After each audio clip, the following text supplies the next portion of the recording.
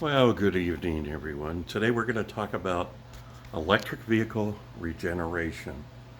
Uh, with the modern cars, for decades now with overdrive, normally when you go down a hill, you descend down a hill, you either have to downshift, which most people don't do, or you ride the brakes. And you're building up heat on the brakes. The heat from your engine's already the result of inefficiency on a gas engine. So when you come to a stop, electric vehicle, the engine will slow the car down depending on what drive you have selected and the type of vehicle. And so you're generating electricity on braking. And when you're going down hills, especially in the one pedal drive option, your car's generating electricity that goes back into your battery. So what we're talking about, what we did is we took the 21 Nissan Leaf from Northeast Ohio down to North Carolina 2 weeks ago, and we're still going through all the data and stuff. And it's a drive I did when I was in the military, and we've done some vacations down there and stuff, and fossil, ice, gas cars. So in the Nissan Leaf, the S Plus, the longest range. We have eco mode on, that just limits the voltage going to the engine, and one pedal drive on, that is the maximum regeneration. You don't use brakes unless needed. Sometimes you'll come down to a stop on a decline or something, and you got to hit the brakes. So it's one of those things. So it's pretty cool. A lot of people love one pedal drive and use the brake pedal when you need it. And I turn it off every once in a while just to put some wear on the brakes so they don't get glassed over, rusted, from not being used. So what we're talking about is one of my favorite parts of this trip that I used to make over 40 years ago is when I started. And it's I-77 South coming from Virginia, and you're descending. It's a nice long descent, several miles into North Carolina. And it actually continues. Once you feel like you leveled out, it's actually still going. So I got some numbers off the internet here, just approximate elevations of the towns, not exactly at I-77. So you got 2,894 feet of elevation above sea level in Fancy Gap, Virginia. And I started this by writing on my clipboard blindly to the right. Just wrote the numbers down, and it's kind of messy and stuff. I might show that to you. And once the numbers start, I started 75 and 182 was my starting point. So the next one, the battery went to 76% with a 200-mile range. That's 19 miles in a pretty big hurry. And then I just kept riding. The battery actually went down 75% for the rest of them, but the mileage kept increasing. So then I wrote down 202, 203, and I should have voiced in the milepost and stuff. And the funny thing is, once you get into the Virginia, I'm still increasing. And like I said, once you come down the hill, it feels like it's flat, but it's actually not. So 204, 205, and I ended up 206. And 206 is actually after I broke off to I-74 and exit near Pine Ridge, North Carolina. The exit for Mount Airy was our destination 2 weeks ago. So looked up the Pine Ridge elevation, and it's 1347. But like I said, when you drive a gas car, you're usually you're riding the brakes, so you're heating up stuff. At least, and that's the other cool thing about driving an electric car. When you go down any hills and stuff with a one pedal drive, it's generating electricity, and you're not overdoing the speed limit. You don't have to tap the brakes. The same engine that gives you power is generating electricity, and it's keeping you from overspeeding going down hills. So it's a cool thing. I think the first time I did this trip was in an old Dodge station wagon. It'd be like 50 years old or so. And then I did a 67 Lincoln that I had down at my duty station in South Carolina military. And then a 73 Buick with a 350 or whatever. And never had a stick shift go down there, where you just put it in neutral and glide. You're trying to save gas and something like that.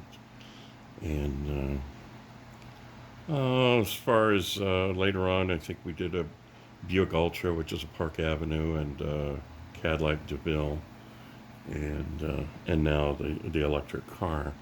So comfortable car, just the right size, nice and small, and it's got so much zip and everything. And it's funny. It wasn't until I started to ascend the same hill that I was down at Mount Airy, that I went below 182. So that mileage held in there quite a bit, and that was just the most heat I got on the battery or whatever. Was probably going down the hill, parking it in the sun for a couple hours in Mount Airy, and walking around, and then going back up the hill to Withfield, just to do a little charge to make it back to the lodge in southern West Virginia, where they had free charging. So it's pretty cool. Yeah, it's when I get into my van or one of the wife's cars and you're going downhill, you got to ride the brakes and stuff because of the overdrive. Everyone we have is overdrive. That's just a normal thing nowadays. And, you know, in this hill, you could heat the brakes to where they won't work, especially on trucks and stuff. So let me know if you go down the hill, if it's just a gorgeous scenery off to the east. Uh, it's just gorgeous. Virginia is a beautiful state to drive through. And the gas is also cheaper in West Virginia or whatever, so you have enough to get through West Virginia. Best gas prices usually in Virginia. And with a modern car, you can make it on into Myrtle Beach. So to go to Myrtle Beach, you'd go down 74 and head that way, which I've never done. We just take the traditional way, going down to like exit 34 in South Carolina on I-77. And I think we head over to Camden or something, and then we head to Florence. So we never went that way, but, it's a shorter way, and we'd like to try it sometime. So came up with it. It would take 3 decent-sized charges in this Nissan Leaf to do, I think it's like 689 miles. You got to go a little bit down the Ohio River to Pomeroy, and then, you're pushing the limits and stuff. Usually even the Teslas and stuff have you stop more often and do quicker charges. So all mine were, this would be longer charges or whatever. And it just worked out. So the elevation difference is over 1,500 feet. And you got to do it sometime. It's just beautiful through there. And if you got an electric car, let me know what your gain on battery and your gain on mileage is going down that hill. Right now, Teslas are about the only thing that can do that I-77 corridor, because they do have a supercharged setup somewhere in West Virginia where regular cars don't. I had to charge on the Ohio border and Pomeroy or Gallipolis, and then, I stay at my lodge. But so I have enough to make it to Withville, where the Electrify America is, and it was actually working. The Electrify America in Cambridge was down for Chatham plugs for me. So pretty cool. You can take a look at the numbers. I try to make everything different colors so you can separate stuff. So 24 miles gained, and it was pretty cool. That's, a lot of cars we've driven either get a little bit more or a little less than 24 miles to a gallon. And my biggest fear was losing those 24 miles going up the hill, but I didn't notice much difference, ascending. And I'm noticing the hillier, like Virginia, West Virginia, the terrain, the more regeneration and longer range I do have compared to, gently rolling hills of Ohio or in the Carolinas. So let me know what your electric vehicle does. And especially in this situation, or maybe you're out west or in another mountainous area. This is just the most popular one I did in the military for years, going back and forth on leave to Ohio. And a lot of those times it stopped for gas, I think 3 times. Rare times 2. The cars didn't get too good a gas mileage back then. And the ones I bought were pretty rough beasts and stuff. So had a great trip. I recommend this car. If you're going to do buku miles, then the battery can overheat because it's air cooled. These are early electric vehicle technology. Most of the other brands have liquid cooled batteries and stuff. But this car will actually go further than I can with my spinal injuries and stuff. So I'm tickled pink with this, and I might just head down to Myrtle Beach or somewhere else just, just to do it, say I did it or whatever.